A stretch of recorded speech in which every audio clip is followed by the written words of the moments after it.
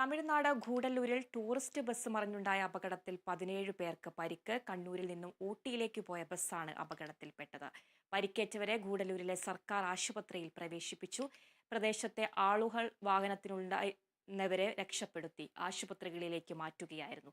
ആരുടെയും പരിക്ക് ഗുരുതരമുള്ളതല്ല. പടന്തുറ ഭാഗത്തെ വളവിൽ വെച്ച് ബസ് നിയന്ത്രണം വിട്ട് കുഴിയിൽ വീഴുകയായിരുന്നു.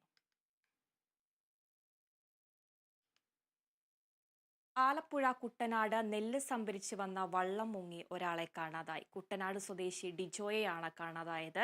കഞ്ഞിപ്പാടം പാലത്തിന് സമീപം വൈകുന്നേരം 5:30ഓടെയാണ് അപകടമുണ്ടായത്.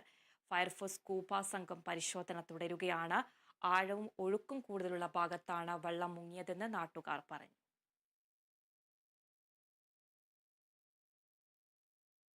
ഇനിയൊരു ഇടവേള.